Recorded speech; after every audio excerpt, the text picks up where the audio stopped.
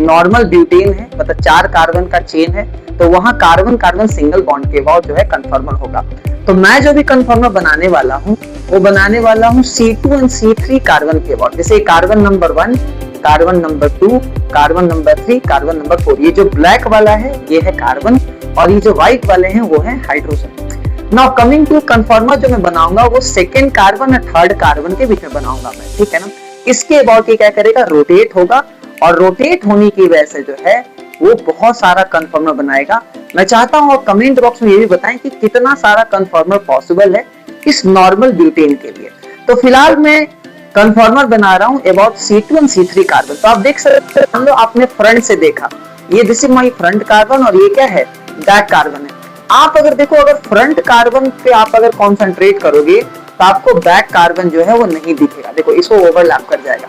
तो हम लोग बैक कार्बन को सर्कल से रिप्रेजेंट करेंगे जो आप स्क्रीन पे देख सकते हो, और हम लोग फ्रंट कार्बन को वाई से रिप्रेजेंट करेंगे। तो फ्रंट कार्बन पे हमारे पास क्या है, 2 हाइड्रोजन है और पूरा एक बड़ा सा मिथाइल है।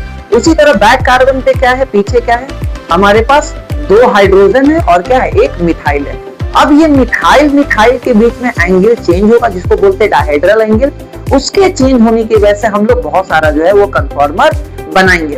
तो सबसे पहला, अगर मिथाइल सामने सामने हो गया, ये इसको बोलते हैं फुल्ली इक्लिप्स। क्या बोलेंगे, फुल्ली इक्लिप्स, ठीक है। क्या बोलेंगे, फुल्ली इक्लिप्स, ठीक है। अगर हम सपोज करें इसको 60 डिग्री से रोटेट कर देंगे, इस मिथाइल को मैंने इस वाले बॉन्ड को 60 डिग्री से रोटेट कर दिया, अब जो फॉर्म होगा उसको बोलेंगे गॉचे फॉर्म। क्या बोलेंगे, गॉचे फॉर्म। अब जो मिथाइल के बीच में एंगल है वो है 60 डिग्री, ठीक है ना।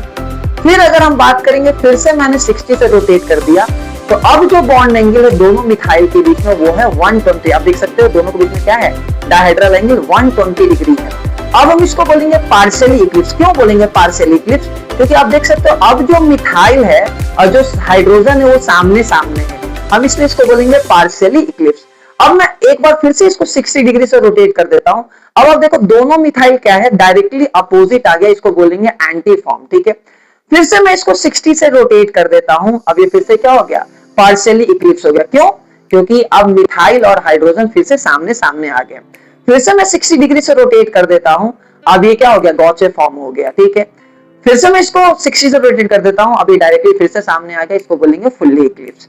तो आप ये देख सकते हो ये जो 360 का मैंने जर्नी तय किया है, इसमें 2 बार फुल्ली इक्लिप्स आया है, 2 बार पार्शियली इक्लिप्स आया है, 1 बार गॉचे फॉर्म आया, 1 बार एंटी फॉर्म आया है।